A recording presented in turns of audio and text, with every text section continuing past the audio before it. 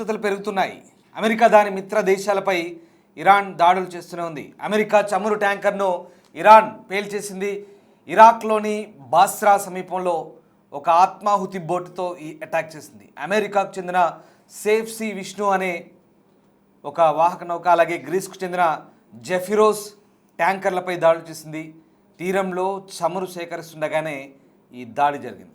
భారీ శబ్దంతో పెద్ద ఎత్తున మంటలు ఎగిసిపడ్డాయి. ఈ ఘటనలో ఓ భారతీయుడు అక్కడిక్కడే మృతి చెందాడు. ప్రాణాలతో 38 మంది సిబ్బంది బయటపడ్డారు. ఇందులో 15 మంది భారతీయ సిబ్బంది ఉన్నారు. ఈ దాడి తామే చేసినట్లుగా ఐఆర్జీసీ క్లెయిమ్ చేసుకుంది, ప్రకటించింది.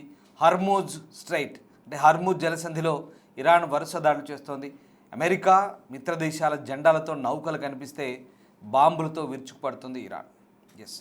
ఇక ఇరాన్ తాజాగా చేసిన ఈ దాడిలో ఒక భారతీయుడు మృతి చెందాడు. దీంతో ఈ ఘటనతో కలకలం రేగుతోంది. పశ్చిమాసియాలో యుద్ధ మేఘాలు మరింత ముదురుతున్నాయి. మార్షల్ ఐలాండ్స్ జెండాతో ప్రయాణిస్తున్న అమెరికా యాజమాన్యంలోని సేఫ్ సి విష్ణు అనే ముడి చమురు ట్యాంకర్ లక్ష్యంగా ఇరాన్ ఒక ఆత్మాహుతి బోటుతో దాడికి పాల్పడింది. ఇరాక్ ప్రాదేశిక జలాల్లోని ఖోర్ అల్ జుబైర్ ఓడరేవు సమీపంలో ఈ ఘోరం జరిగింది.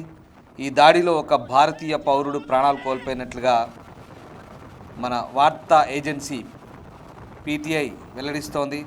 ఇక ఓడలో ఉన్న మొత్తం సిబ్బందిలో ఒక భారతీయుడు మరణించగా మిగిలిన 27 మందిని సురక్షితంగా రక్షించి బస్రాకు తరలించారు. ఈ ఘటనపై సేఫ్సీ సంస్థ తీవ్ర దిగ్భ్రాంతి వ్యక్తం చేసింది. ప్రపంచ నౌకాదళ శ్రమశక్తిలో 15% పైగా భారతీయులు ఉన్నారని, ఇలాంటి దాడుల వల్ల వారు బలవుతున్నారంటూ ఆవేదన వ్యక్తం చేసింది. భారత ప్రభుత్వం ఈ దాడిని తీవ్రంగా ఖండించాలని, హై రిస్క్ జోన్లలో పనిచేసే భారతీయుల రక్షణకు కఠిన చర్యలు చేపట్టాలంటూ కూడా సేఫ్సీ సంస్థ కోరుతుంది. ఒకసారి సేఫ్సీ విష్ణుపై జరిగిన అటాక్కు సంబంధించిన దృశ్యాలు చూద్దాం.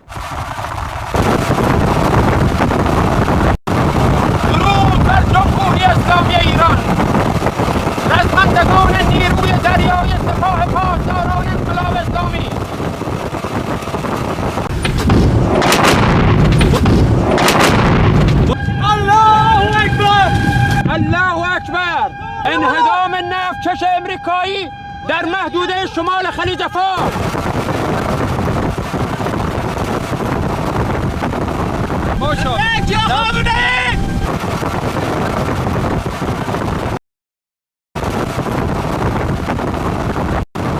درود بر جمهوری اسلامی ایران.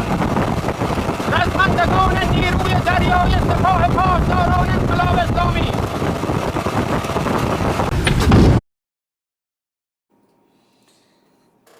ఇరాక్ జలాల్లో జరిగింది.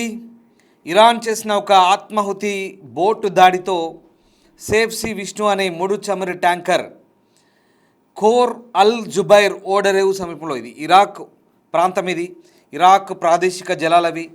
అక్కడ ఇరాక్లోని సముద్ర తీర జలాల్లో ఖోర్ అల్ జుబైర్ అనే ఓడరేవు సమీపంలో ఈ ఘటన జరిగింది. దీంట్లో ఒక భారతీయుడు ప్రాణాలు కోల్పోయినట్టుగా తెలుస్తోంది. సేఫ్ సి విష్ణు అనే ఈ నౌక అమెరికా యాజమాన్యం చేతిలో ఉంది. అది అమెరికా సొంత నౌక అది. సో ఈ ఘటన జరిగిన తర్వాత ప్రస్తుతం అక్కడున్న వాళ్ళందరినీ కూడా రెస్క్యూ చేశారు. మొత్తం సిబ్బందిలో ఒక భారతీయుడు మరణిస్తే మిగిలిన 27 మందిని సురక్షితంగా బస్రా అనే ప్రాంతానికి తరలించారు ఇరాక్లో. సో ఈ ఘటనపై సేఫ్సీ సంస్థ తీవ్ర దిగ్భ్రాంతి వ్యక్తం చేస్తున్న పరిస్థితి కనబడుతూ ఉంది. ప్రధానంగా ఈ వెసెల్ ఫైండర్ సమాచారం ప్రకారం సేఫ్ సి విష్ణు అనేది 2007లో నిర్మించినటువంటి ముడు చమురు ట్యాంకర్. ఇది దాదాపు 228.6 మీటర్ల పొడవు, 32.5 మీటర్ల వెడల్పు కలిగి ఉంటుంది. దీన్ని గ్రాస్ టన్ను సామర్థ్యం 42,010 కాగా, అలాగే డెడ్ వెయిట్ టన్ను సామర్థ్యం 73,976గా చెప్తారు. మార్షల్ ఐలాండ్స్ జెండాతో ఇది ఇంటర్నేషనల్ వాటర్స్లో ట్రావెల్ చేస్తుంది, అంతర్జాతీయ జలాల్లో ప్రయాణిస్తుంది. దీంతో ప్రస్తుతం అమెరికా సొంత నౌక అయినటువంటి సేఫ్ సి విష్ణుని ఇరాన్ ఆత్మాహుతి బోటు దాడితో అటాక్ చేసి పూర్తిగా విధ్వంసానికి గురిచేసింది. ఈ దాడికి 2 రోజుల ముందే ఇరాక్ ప్రధాని మహమ్మద్ షియా అల్ సుడానీ అమెరికా విదేశాంగ మంత్రి మార్కో రూబియోతో ఫోన్లో మాట్లాడారు. ప్రాంతీయ జలాల్లోకి ఇరాక్ను లాగొద్దంటూ, ఆ ప్రాంతీయ యుద్ధాల్లోకి ఇరాన్ లాగొద్దని, తమ భూభాగం లేదా జలాలను పొరుగు దేశాలపై దాడులకు వాడుకోవద్దంటూ ఆయన కోరారు.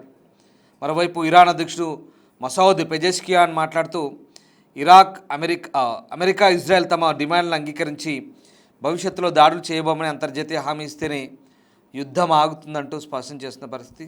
దీంతో పశ్చిమాసియాలో మరి ఏం జరుగుతోందనే ఉత్కంఠ కొనసాగుతోంది. సో మొత్తం మీద పర్షియన్ గల్ఫ్ తీరంలో ఈ దాడులు కొనసాగుతూనే ఉన్నాయి.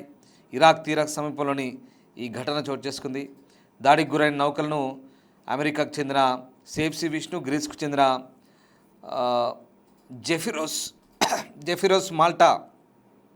జెఫిరోస్ అనే నౌకపై ఇక్కడ మాల్టా జెండా ఉంది. మాల్టా అంటే యూరోపియన్ కంట్రీ, ఇది జర్మనీ దగ్గరలో ఉండే మాల్టా దీవులకు సంబంధించినటువంటి జెండా అది. సో రకంగా ఇక మరొకటేమో safe sea Vishnu Marshall Islands జెండా.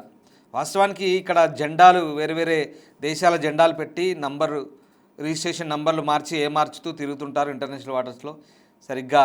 కానీ ఇక్కడ అమెరికా కానీ లేదా ఇతర పశ్చిమ దేశాలకు సంబంధించిన ఏ నౌకలైనా ఇరాన్ టార్గెట్ చేస్తుందనడానికి ఇది క్లియర్ కట్ ఎగ్జాంపుల్ ఇది.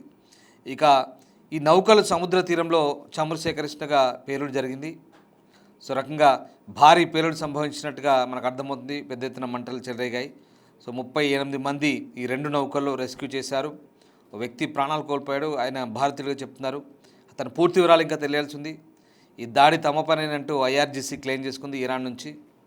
ఇక ఫిబ్రవరి 28న పశ్చిమాసియాలో యుద్ధం ప్రారంభమైనప్పటి నుంచి కూడా పర్షియన్ గల్ఫ్, హర్ముజ్ జలసంధి మార్గంలో ప్రయాణించే చమురు నౌకలపై దాడి జరుగుతున్న సంగతి తెలిసిందే. బుధవారం కూడా 3 కమర్షియల్ నౌకలపై డ్రోన్ దాడులు జరిగాయి. వీటిలో ఒక నౌక థాయిలాండ్ జెండాతో భారత్ వస్తుండగా దుబాయ్ తీరంలో ఇది దాడి జరిగింది. సో తాజా జరిగిన దాడిలో ఒక భారతీయుడు మరణించాడు. ప్రస్తుతం పశ్చిమాసియాలో చోటు చేసుకుంటున్న ఈ పరిణామాలన్నీ కూడా తీవ్ర ఉద్రిక్తతలు దారితీస్తున్నాయి. ముఖ్యంగా హర్ముజ్ జలసంధిని వీళ్ళు బ్లాక్ చేయడం. ఇరాన్ ఎప్పుడైతే హర్ముజ్ జలసంధిని బ్లాక్ చేసిందో దాంతో ఈ వాణిజ్య నౌకలకు ఇబ్బంది కలుగుతుంది. ప్రపంచ వాణిజ్యంలో 20% ఇక్కడి నుంచి అవుతుంది. చమురు కానీ ఇతరత్ర వస్తువులు కానీ ఇక్కడి నుంచి రవాణా అవుతాయి. 33 కిలోమీటర్ల వెడల్పుతో ఉంటుంది. ఇక్కడ ఇరుకు సంద అవుతుంది. ఇక్కడ ఇలా ఇరుకు ఉంటుంది కాబట్టి ఆ 33 కిలోమీటర్ల వెడల్పుతో ఇవన్నీ కూడా రావాలి. సో వీళ్ళు ఇక్కడ ఇరాన్ వాళ్ళు మొత్తం కంప్లీట్గా దాన్ని బ్లాక్ చేశారు కాబట్టి ప్రస్తుతం అక్కడ ఇబ్బంది అవుతుంది. అంటే అక్కడ వెళ్ళడానికి సాహసించట్లేదు. వెళ్తే కనుక మిసైళ్ళు, డ్రోన్లతో దాడి చేస్తే ఇక సముద్రంలోనే చెల్లాచెదురై పడిపోవాల్సిందే, చనిపోయి పరిస్థితులు దారుణంగా ఉంటాయి. సో అట్లని ఎవరు వెళ్ళట్లేదు. ఇప్పటికైతే ఒక నౌక భారత్ చేరుకున్నట్టుగా తెలుస్తుంది. కొన్ని నౌకల్ని వదులుతున్నారు, కొన్ని నౌకల్ని ఖచ్చితంగా అమెరికా దాని మిత్రపక్షాల నౌకల్ని అయితే పేల్చివేస్తున్నారు ఇరానీలు. సో ఆ రకంగా జరుగుతున్న పరిస్థితుల ప్రభావంతో చమురుకు రెక్కలు వస్తున్నాయి. అంతర్జాతీయంగా మార్కెట్లో చమురు ధరలు విపరీతంగా పెరుగుతున్న పరిస్థితి కనబడుతోంది. ఇక మనకైతే ప్రధానంగా అమ్మోనియం నైట్రేటు, యూరియా ఇదంతా మనకు ఈ గల్ఫ్ దేశాల నుంచే వస్తుంది. ప్రధానంగా యూఏఈ నుంచి, అలాగే ఖతరు ఈ వైపు నుంచి, అలాగే ఈ ఇరాన్ ప్రాదేశిక జలాల నుంచి మనకు వస్తాయి కాబట్టి ఇప్పుడు మనకి ఇబ్బంది అయ్యేటట్టుంది. సో దాంతో ప్రస్తుతం ఇప్పటికున్న కొరతలు లేదు. యూరియా నిల్వలు అయితే కొద్ది గొప్ప ఉన్నట్టున్నాయి. భవిష్యత్తు ఇది కంటిన్యూ ఎక్కువ రోజులు అయితే కనుక ఇబ్బంది ఉంటుంది. ఖచ్చితంగా మనకు రైతన్నలకు ఇది ఇబ్బందిగా మారే అవకాశం ఉంది కాబట్టి అప్పటి వరకు ప్రభుత్వం ఏదైనా ప్రత్యామ్నాయ చర్యలు తీసుకుంటుందని చూడాల్సిందే. ఇప్పటికైతే చమురు కొరతతో ఇప్పటికే మనం ఎల్పిజి తయారీని పెంచమని చెప్పి కేంద్ర ప్రభుత్వం చెప్తుంది. ఎక్కడా ఇబ్బంది లేదు. నిన్ననే చమురు మంత్రిత్వ శాఖ, పెట్రోలియం శాఖ ఒక స్టేట్మెంట్ అయితే రిలీజ్ చేసింది. ఏం ఇబ్బంది లేదు, మనకు ఇంకొక 75% నిల్వలున్నాయి, మనకు ఈ ఎల్పిజి తయారు కూడా పెంచమని చెప్పినామని చెప్తున్నారు. సో ఎల్పిజి తయారీ పెంచుతున్నారు. ఇక్కడ ఇబ్బంది ఎవరు ఆందోళన పడాల్సిన అవసరం లేదు. గ్యాస్ దొరకదంటూ ఒక పుకారు లేపుతున్నారు. ఏం కాదు, గ్యాసు సరిపడేంత ఉంది, వంట గ్యాసు. కానీ ఇక్కడ పెద్ద పెద్ద రెస్టారెంట్లకి, హోటళ్ళకి ఇస్తే ఇళ్ళల్లో ఉన్న వాళ్ళకి సరిపో, డొమెస్టిక్ వాళ్ళకి. ఈ గ్యాసులన్నీ స్టార్ హోటళ్ళకో లేదా పెద్ద పెద్ద హోటళ్ళకో లేదా పెద్ద పెద్ద రెస్టారెంట్లకు వేరే వాళ్ళకు పోతే నడవదు. ఇక్కడ డొమెస్టిక్ అంటే గృహావసరాలకు ఇబ్బంది అవుతుంది కాబట్టి అక్కడ వాటిని ఆపేశారు. ఇక్కడ గృహావసరాల వాళ్ళకి ఇస్తున్నారు ఇబ్బంది లేకుండా. దీన్ని ఏం చేస్తున్నారంటే బయట బెంగళూరులో రెస్టారెంట్లు బంద్ అయినాయి, చెన్నైలో రెస్టారెంట్లు బంద్ అయినాయి, ముంబైలో బంద్ అయినాయి, హోటళ్ళని బంద్, గ్యాస్ లేదేం లేదంటూ పుకారు. ఇదంతా కాదు, కేంద్ర ప్రభుత్వం ఖండిస్తుంది. గ్యాస్ బుకింగ్ కూడా మార్చారు. అంటే అడ్డగోలు కొంతమంది భయపడి ఒకటికి 3 బుక్ చేసుకోవడం, ఒకటికి 4 బుక్ చేసుకోవడం, ముందస్తు జాగ్రత్తలు. ఇక మన భారతీయుల స్టైల్ తెలిసిందే కదా. సో అంటే అందరూ కాదు, కొంతమంది ఇలాంటి వ్యక్తుల వల్ల ఎందరికీ ఇబ్బంది కలుగుతున్న పరిస్థితి. సో ఇట్లా దీంతో ప్రభుత్వం కూడా అలర్ట్ అయింది. కోర్స్ గ్యాస్ అవైలబిలిటీ తక్కువ ఉంది, ముడి చమురు. సో దాంతో ఇబ్బంది ఉంటుంది కాబట్టి జాగ్రత్తగా ఉండాలి. ఖచ్చితంగా ఏ ఇబ్బంది లేదు, ఇప్పటికైతే ఎక్కడ అలాంటి రిపోర్ట్స్ ఏం రాలేదు. వాణిజ్యపరమైన అవసరాలకి ఇబ్బంది ఉంటుంది. సో అక్కడ ఇంకా ఈ బిర్యానీ సెంటర్లు, హలీం సెంటర్లు బహుశా కట్టెల పొయ్యిలు పెట్టుకొని తయారు చేస్తారు. అఫ్కోర్స్ దాంట్లో గ్యాస్ పెద్ద వాడరు, పెద్ద బట్టీలు ఉంటాయి, దానికి ఇబ్బంది లేదు. కానీ కొంతమంది రెస్టారెంట్లో డైలీ యూసేజ్ ఉంటుంది కదా, పెద్ద గ్యాస్లు ఉంటాయి కాబట్టి వాళ్ళకి ఇబ్బంది ఉంటుంది. కార్పొరేట్ స్టైల్ రెస్టారెంట్లకి వాళ్ళు బంద్ చేస్తారు. So that's okay. But domestic అవసరాలు కాబట్టి, గృహావసరాలకు అవసరం కాబట్టి ప్రభుత్వం చర్యలు తీసుకోవాల్సిందే.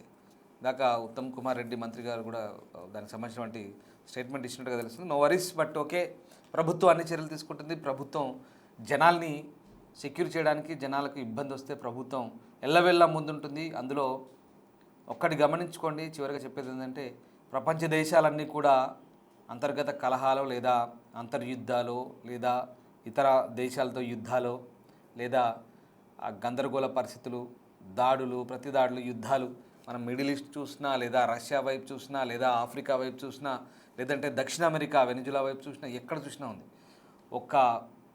మన దేశానికి పాకిస్తాన్ లాంటి కొంతమంది కుక్కలు అక్కడి నుంచి చేసే పనితో డిస్టర్బ్ అవుతుంది తప్ప అదర్వైజ్ భారతదేశం చాలా సురక్షితం.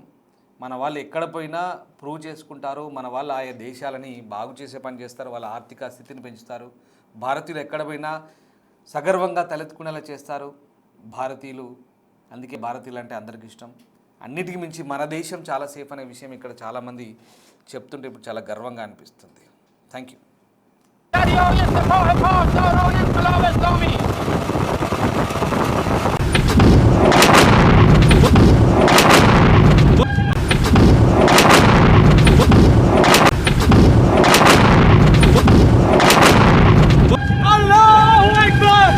الله أكبر! انهدام النفط شش امریکایی در محدوده شمال خلیج فارس.